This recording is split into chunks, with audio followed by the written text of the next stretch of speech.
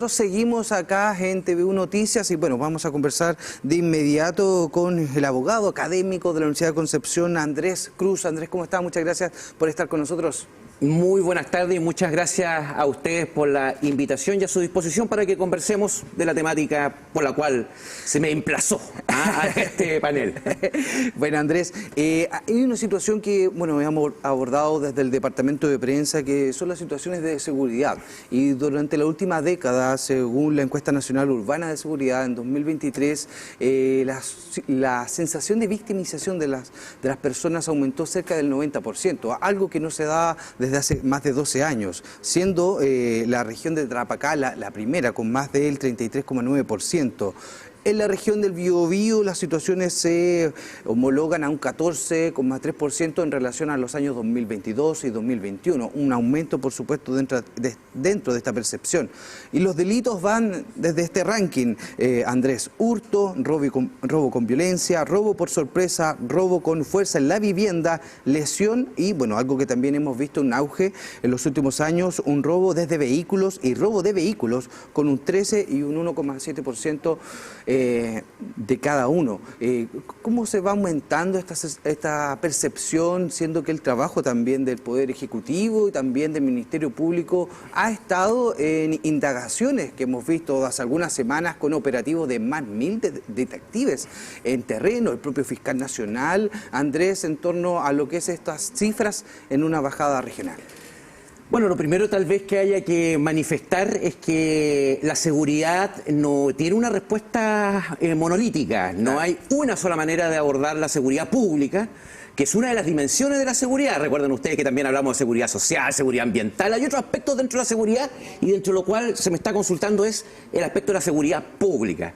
En ese sentido, obviamente que la persecución es uno de los aspectos que hay que tener en cuenta cuando se trata de esta clase de acontecimientos. Pero además, el objetivo es que no se produzcan. Por lo tanto, el trabajo deberíamos tenerlo también focalizado en la prevención. Es un aspecto que es importante traer a colación. Otro aspecto que quizás sea importante para centrar o enmarcar la temática es que es efectivo que tenemos un cambio en torno a la percepción delictual, pero es un cambio que es cualitativo, no cuantitativo. Por cuanto la cantidad de hechos punibles que han venido perpetrándose no ha sido sustancialmente distinto de lo que nosotros podemos constatar de otras épocas. Lo que sí es diferente es la brutalidad y gravedad de estos hechos punibles. Indudablemente lo que sorprende es la cantidad de homicidios que se han venido a perpetrar, que ha cambiado inclusive el índice que nosotros ocupamos dentro del contexto latinoamericano por la cantidad de homicidios por cada 100.000 habitantes. Y dentro de esa perspectiva, dentro de esa dinámica, sorprende también la cantidad de homicidios sin resolver. Es decir, respecto de los cuales tenemos imputados desconocidos. Cosa que para nosotros no era un contexto al que estábamos habituados. Y otro aspecto que quizás venía en ciernes de hace muchísimos años, cuando me desempeñaba como fiscal ya constataba esta circunstancia, es la proliferación y perfeccionamiento que existe en torno a la cantidad de armas que están circulando, armas de fuego. Antes los hechos punibles contra la vida o contra la integridad física se cometían utilizando armas cortantes, armas punzantes y generalmente relacionados también con el consumo de alcohol, lo que se sigue aconteciendo indudablemente. Pero a esto debemos agregar aquellos hechos punibles que están relacionados con la utilización de este tipo de armamentos de fuego y el perfeccionamiento que hay en la elaboración de armamento hechizo, y también la adaptación que existe de las armas de fogueo. Y eso ha hecho este descontrol que, insisto, venía arrastrándose hace mucho tiempo. Si ustedes me apuran, yo creo que estamos cosechando lo que sembramos. Ha implicado también este contexto y esta realidad. Esto también asociado a algo que nosotros no estábamos habituados y tampoco preparados, y creo que el sistema no está preparado para aquello, es la irrupción del crimen organizado. La criminalidad organizada desde el punto de vista de las prácticas que tienen o que realizaban en otro tipo de países y que hoy en día se están verificando en nuestro país, también es algo que es un aspecto que tenemos que tener en consideración. Creo que se ha ido en una dirección que es adecuada en términos de la introducción de ciertas modificaciones. Primero, el Código Procesal Penal, se introdujo un párrafo tercero en el título relacionado con las diligencias destinadas a la persecución penal de delitos de mayor complejidad. cuando a uno le correspondía investigar hechos punibles más graves, la verdad es que tenía las herramientas que le entregaban en disposiciones o leyes especiales. Hoy en día esto está entregado a un cuerpo que permite que todo tipo de hecho común en el que exista o esté involucrada la criminalidad organizada se pueda resolver con base a esta diligencia específica. Y sin perjuicio de ello, el hecho de haber perfeccionado la persecución de los delitos que están vinculados al crimen organizado y, por qué no decirlo también, la persecución respecto a los delitos económicos, que es algo también que no debería sorprendernos. Quizás en este tipo de índices hay algo que muchas veces pasa no se toma en cuenta, y quizás el nivel de percepción en términos de inseguridad es distinto, que son los hechos punibles vinculados con la corrupción pública, y aquí lo voy a decir claramente, pública y privada, porque la corrupción no únicamente se produce en relación a funcionarios públicos, claro. Muchos funcionarios públicos se desenvuelven en términos correctos y morales respecto a la función que le ha sido asignada, y la corrupción también la encontramos en el sector privado, mucha corrupción en el sector privado. Y otro aspecto que tampoco aparece generalmente reflejado es aquellos mal denominados delitos de cuello y corbata, que en general afectan a grandes cantidades de personas y en la que la especificación de las víctimas, tratarse de bienes jurídicos colectivos, es muy difícil de especificar, porque es algo igual de trascendente o inclusive impacta mucho más en nuestra convivencia social y en nuestro día a día que un hecho punible cometido por parte de un sujeto que entra a robar en una casa en un momento específico. Andrés, bueno, una muy buena radiografía de cómo estamos situados y la realidad del país en torno a esto, a incursiones de nuevas materias del crimen organizado, articulando, tocando también áreas muy sensibles de nuestros altos cargos administrativos, situaciones también de confianza que lamentablemente hemos visto durante los últimos meses, situaciones administrativas que también, por supuesto, colocan en tela de juicio los trabajos que se están realizando. Y bueno, y también tú estableces esta dicotomía entre lo que es lo cualitativo y lo cuantitativo. Sí. Esa percepción de la ciudadanía con respecto a esto tiene relación directa a lo que tú bien decías, los delitos que son físicos, directos, y otros que son indirectos, y tienen, bueno, mucha relación con respecto a la percepción de la seguridad social, por ejemplo, a la que tú también te referías. En torno a la seguridad pública, es esa misma percepción de la ciudadanía con respecto a casos, en este caso, en este momento, del crimen organizado, esa sensación de que no se pueda encontrar un fin, un culpable, y de que esta situación se siga extrapolando, y lamentablemente, como hemos visto durante el 2023 y parte del 2024, que esto va mutando, que esto va migrando a otras regiones, como por ejemplo los ríos, los lagos. Súper bien. Esa acotación es muy buena, por cuanto hay que tomar en consideración que el crimen organizado, como toda empresa, va a determinar o va a obrar sobre la base de la rentabilidad y los costos. Claro. ¿Por qué se instalaron o migraron hacia nuestro territorio muchas de estas bandas?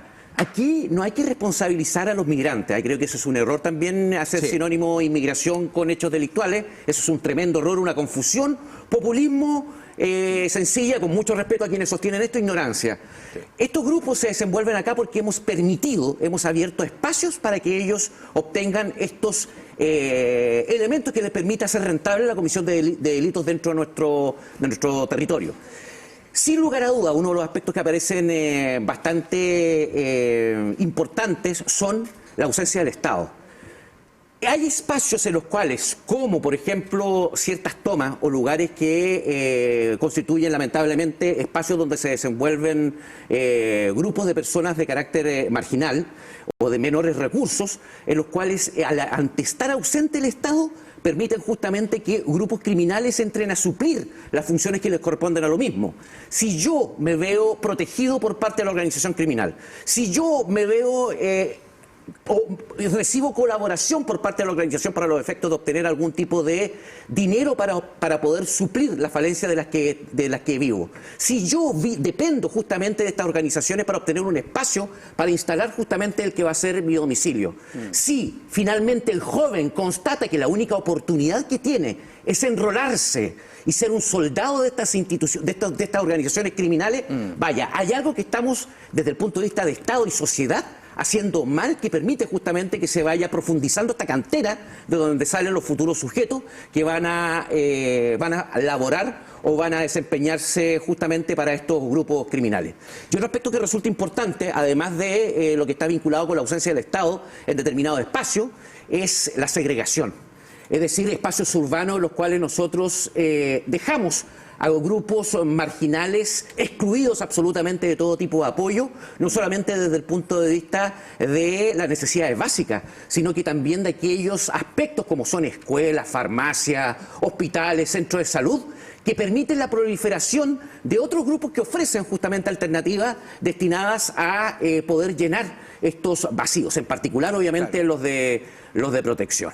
Claro, y en ese ámbito, en el ámbito de la protección, la semana pasada veíamos lo que ocurría en Santiago, en la Vega de Lovalledor, donde una persona es detenida, mientras está en este proceso de ser detenida, de una u otra manera logra percutar un arma de un guardia de seguridad, ¿sí? Donde también traemos este tema a colación por lo que significa la privatización de la seguridad, cómo ha ido aumentando y si está dando el ancho. O sea, si alguien pregunta acá si el protocolo estuvo bien aplicado, no, claramente no estuvo bien aplicado por las evidencias y las consecuencias, pero avanza, Andrés, también esta suerte de privatización a largo plazo de la seguridad, en torno también a esta articulación entre guardias privados, ¿cierto?, instituciones policiales, capacitaciones de vuelta y por supuesto también la participación del Ministerio del Interior.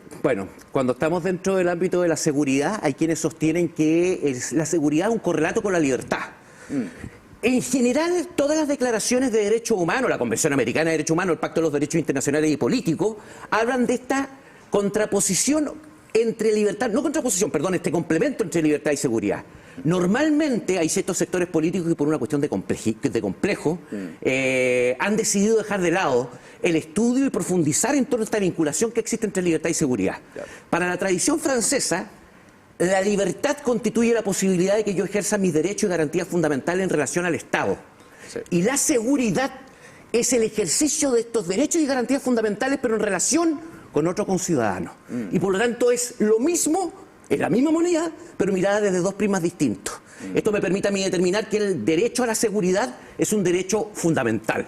Y yo creo que en ese prisma deberíamos abordarlo para los efectos de entender, y aquí va la respuesta, que no podemos entregarlo única y exclusivamente a la solución de los privados. Sería nuevamente, así como se hizo con nuestro sistema previsional, con nuestro sistema de salud, con nuestro sistema educacional, de entregar a los privados que se hagan cargo de un aspecto que para algunos constituye el fundamento en virtud del cual nosotros vivimos en comunidad. Nosotros evitamos o renunciamos a la autotutela, es decir, de defendernos por nuestros propios medios, justamente porque se supone que es el Estado o la autoridad política quien tiene que conferirme las herramientas para poder yo ejercer adecuadamente mis derechos. No solamente respecto al Estado. El Estado es que tiene que adoptar las medidas dentro del marco del Estado de Derecho. Es la protección respecto del Estado, pero también el Estado tiene que protegerme en relación, o la autoridad política en relación con lo que hagan otros conciudadanos. La protección por parte del Estado. Y por ello a mí me preocupa, salió recién, hace un par de semanas, la ley de seguridad privada, la nueva ley de seguridad privada, que nuevamente para que entre en plena vigencia requiere de los reglamentos, ya típico de estas leyes nuevas, faltan los reglamentos, pero es un avance que creo que permite aceptar que la seguridad, si bien es cierto un derecho fundamental, constituye un aspecto que puede ser abordado, o debe ser abordado, no solamente por el aparato público, sino que también por el compromiso de los privados, pero siempre y cuando teniendo en especial resguardo que la seguridad privada no puede reemplazar la labor que le corresponde a la institucionalidad, porque eso significaría otra vez en otro espacio dejar entregado esto a distintas velocidades. Por un lado, el que tiene recursos va a tener derecho a la seguridad privada, y aquel que no tiene recursos va a tener una seguridad de segunda clase, o una seguridad inferior a la otra, o una seguridad de una perspectiva peor que la que reciben aquellos que tienen mayores recursos. Hay que tener mucho cuidado con este tipo de medidas que se adopten para evitar estas distinciones finalmente que generan rabia, resentimiento y que nos pueden conducir a situaciones mucho más graves el día de mañana. Sí, claro, y sobre todo tomando en cuenta las declaraciones que emergen luego de estas sensibles situaciones, y por supuesto no se puede estar borrando lo que se escribe cada vez que ocurre algo. Ahí tenemos que estarnos estableciendo más serio como sociedad.